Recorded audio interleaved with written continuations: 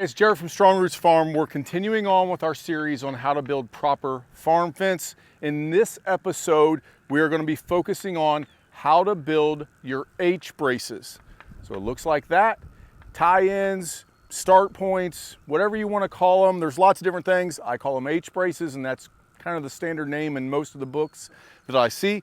But today we're going to be building in the H brace between these two braces. And I will tell you, this is probably the most controversial part of this whole series. So if there was ever anything that somebody could criticize me for, the way I do these is that point. And I understand that, so I will show you some alternative ways of how you can do these. But of all the people that have come to my farm and looked at how I build H braces, when I've shown them this method, this is the most requested video. They're like, you've got to show people how you do this. I've never seen them this tight and this strong. So this is the way I'm going to do it. It is slower than some other methods, but I will show you all those methods. Stick around, let's get into it. Welcome back, thanks for joining us. All of the videos in this series are down in the description. So if you've missed one, as you're looking at these little pieces, check them out. They're all going to be down there. As we get focused into the H brace today, we did the very first part was the vast overview. The second part was setting our corner post, which is this post right here. Actually, that one right there. And it's in concrete. We did that. And then we're driving our line post. That was our third video. I showed you how to drive the line post. Now it's time to build our H brace. In this process, the method of driving posts doesn't have to be done before H braces. You could build all your H braces by hand, theoretically, in the beginning. So you build all the H braces, and then when you have people come to help you, you can throw in the line posts. But today I've got my kids helping me. It's a Saturday. So while they're driving, I can be building these H braces. But know that in the method, when you want to do them, it doesn't really matter. But you got to do them before you put in, obviously, the fence. So the first thing we're going to do after we have those pieces in, your first post is, and the spacing there is somewhere between 6 and 7 feet for me. I try to go closer to 7 feet, not over that. My posts are 8-foot posts. Sometimes I buy 7.5-foot posts. So we will be cutting the fence post that makes up the H brace with our chainsaw. First thing we're going to do is figure out how tall we want that horizontal beam. And we're going to use this one over here. We'll measure up, get somewhere similar. If you're doing woven wire, I put them a little lower just because the woven wire, I want 2 strands, and I'll show you over here. I want 2 strands above the H brace. So when I'm tying fence, I want this strand and this strand to be above. So usually I put my H brace in this gap right here between it's actually the second gap down between the second and the third wire down. That's usually where I try to get my H brace to land. That way these 2 tie above the H brace and the rest of the wires tie below the H brace. All right, so I'm at my fence post. I'm just gonna measure up and I'm gonna put 2 lines where I want the top and the bottom based on the other one over there and where I kind of think I want. This is high tensile. It's not as particular as woven wire. I'm gonna go 42 and 48. So I hold my tape measure there, make a mark at 42 and a mark at 48. That 6-inch gap is where I'm gonna make a flat spot with my chainsaw for my horizontal cross member. Now this is kind of the controversial part. I like to take my chainsaw and make a flat spot for my cross member to sit on those posts. And some people don't like to do that. They say it takes a lot of time, it wears down your chain on your chainsaw, it's not necessary. They like to put pins in. But I'm gonna do it, that's the way I like to do it. I'm gonna show you how to do it, and then I'll show you the difference in the fence posts and why I do that flat spot once I'm done doing it. So I'll put it on a little time lapse here and you'll see me make these flat spots. Next, I'm gonna be measuring from my flat spot to my flat spot to figure out the length of my horizontal post.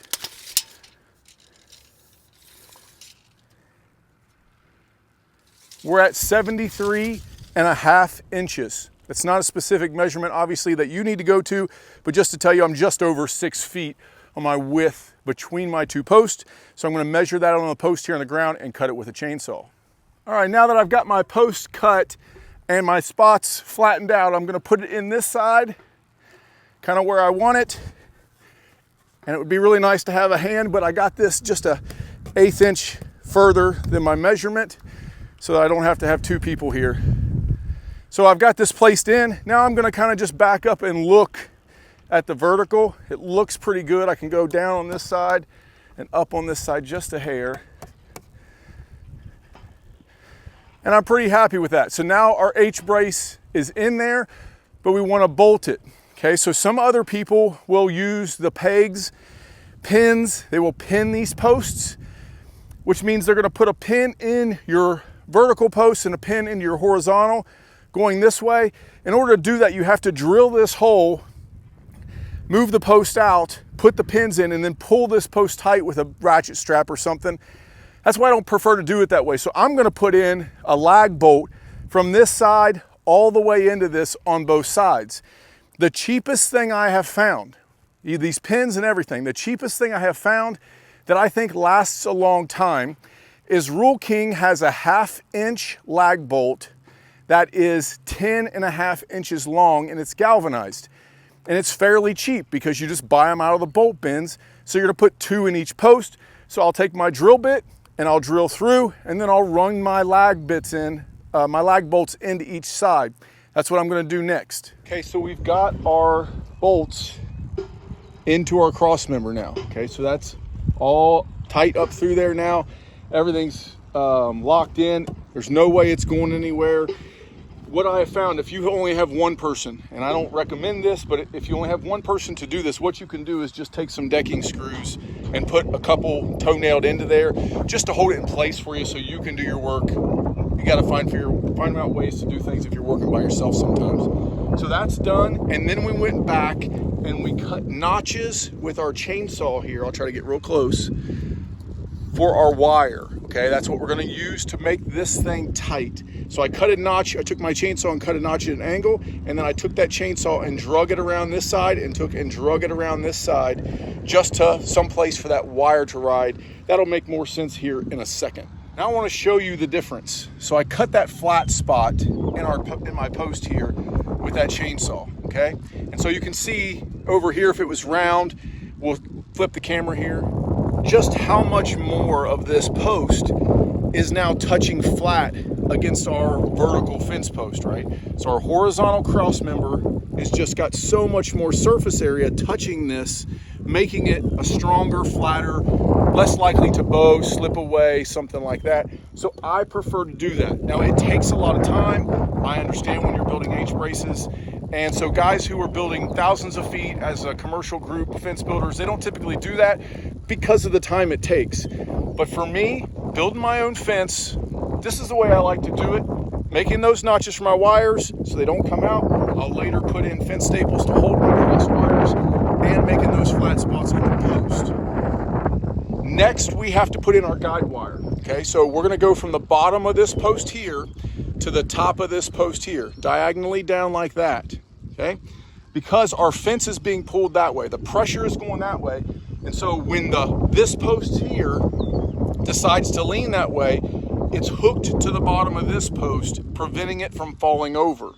And so what we're gonna do is take our normal high tensile wire, okay? And I've got it over here on the roll in the spinning jenny, and we're gonna go to the bottom is where I started it, and I put in a fence staple. If you can see that, let's get close. So I came around and I put it in a fence staple, and I left about 18, 24 inches sticking out because I'm gonna tie this to the group later. I'm gonna go around in this notch, go back to the top, and I'm gonna do 3 trips around. So one side will have 2 wires, one side will have 3, and the other end I will disconnect at the top. Okay, I messed up the time lapse, but you got it, it worked in circles. So I've got it started down here. We wrapped around the top and around that twice. So you'll see here that there are 2 wires on one side and 3 on the other because I started and stopped at opposite ends. Now, you could theoretically disconnect both at the bottom and tie down there, but I choose to do it this way. And this is one disadvantage of having your horizontal cross member this high. It could have been a little lower because it's going to be a little hard to tie off up here. But what we're going to do is take these and go to the opposite side. So that you understand, This one is on this side of the post, but I'm going to tie it on the wire that's on this side. So I'm going to bring it around and tie it over here on this and tie that off. So I'm going to try to get 6 wraps with it, and I'm going to do the same on the top. I'll put that on a time lapse, and then I'll show you how we make this super tight.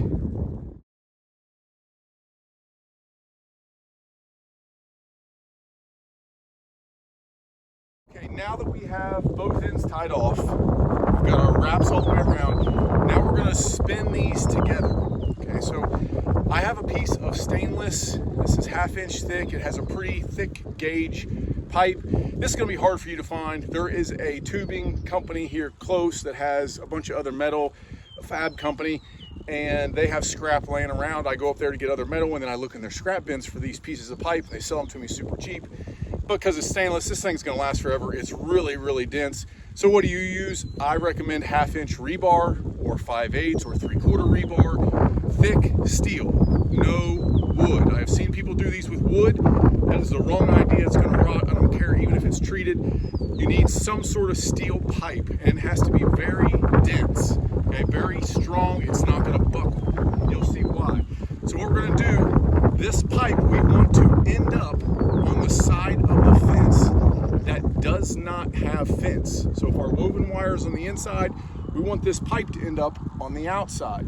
If our woven wire is on the outside, we want this pipe to end up on the inside. And the way to do that is to stand on the side of the fence you want the pipe to end up and push down as you start to twist.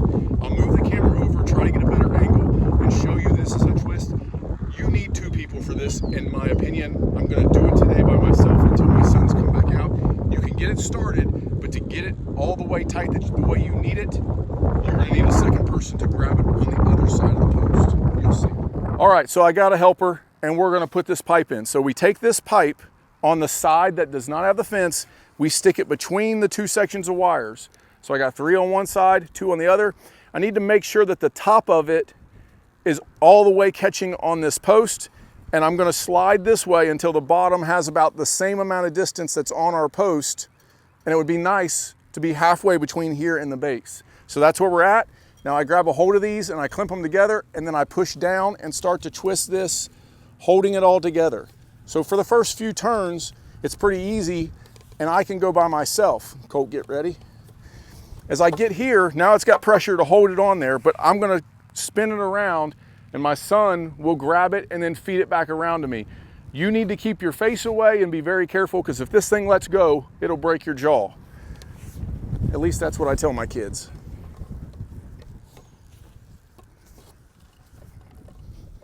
Grab there. Got it. Grab there.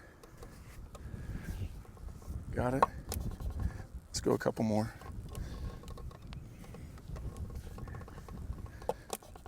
One more.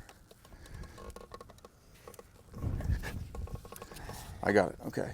Now go over there and get me a fence staple out of that bucket. Okay, so we've got it tight, and then we're going to put a fence staple around this post, this stake, rebar, whatever you use to hold it from coming. This is very tight now, and you could hear it pulling these posts in tight to each other. There you have it. That is how we build the H brace. Okay, so it's a very strong H brace. I've never had these come apart.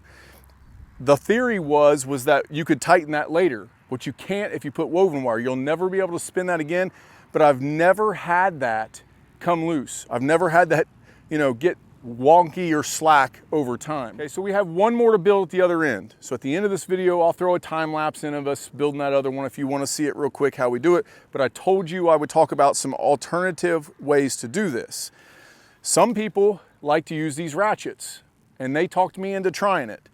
The negative about these ratchets is that you have to drill the center hole out in order to get 2 wires. If you only use 1 wire, it's just not strong enough for as tight as we make our fence. So you make a loop, basically a big circle from the top with 2 wires, and tie your ratchet in, and then you'll come around tying this end with 2, and then put 2 wires in that ratchet and tighten it. I've done some like that. Little short runs, I guess the pro of that is that if it ever loosened up, you could go back with your tool and use that ratchet and put a couple more clicks in it. But like I say, I've never had this other way come loose, and these are definitely not as strong as this method. This method, it is beefy. It is hard to move that thing, and I've never had them bust. The negative for my way, one is it's dangerous if you don't have two people, because that you can slip and that thing can come back and hit you, so it gets dangerous. The second way is if you don't do 3 circles, and in fact, 3 lines and 3 lines is really a better way to do that than 3 and 2 that we just did. 3 and 2 is my minimum. If you try to do that with 2 and 2 or 2 and 1 and you're twisting, it will bust that wire off. Okay, you can snap that wire because you're putting too much tension on it. But 3 and 2 is kind of the minimum. 3 and 3 is good. So that is a con for doing it that way. It's dangerous. You can never adjust it again. And if you don't use enough wire, it kind of gets busted there a little bit. You can adjust them on this method, but they're just not as strong. Another method we have here on the farm, because this was the commercial guys that put this in, and they don't use any bars, they don't use any ratchets, and they use a tensioner, okay? So it's hard to see with the weeds, I get it, but basically there's 2 runs all the way around in a loop, and then they leave a tail on this end and a tail on this end, and I'll show you the tool, but it's a slide tool with a hole, and then they use a come along to bring those together, making that super tight, and then they crimp it, and then they tie it, and it always stays like that. So they crimp it, and then they'll wrap stuff in the middle to make it even tighter as they squeeze those wires together. I guess that method's a good method. They haven't broke, they've lasted here. It's definitely the cheapest because you don't need tensioners, you don't need pipes, you don't need rebar. It's quick apparently because they have it, but you need a special tool, and you got to keep those tools all the time. But if you were a commercial guy and doing them, I guess that method would be fine. But I'm telling you, the rebar and the pipe is the best method that I have found, and they are strong. Well, there you have it on how to build an H-brace. If you have comments, if you have a better way to do this, let me know. Put that down in the comments. And so this is probably, like I said, one of the most controversial things. There's lots of ways to do this. This is just the way I do it.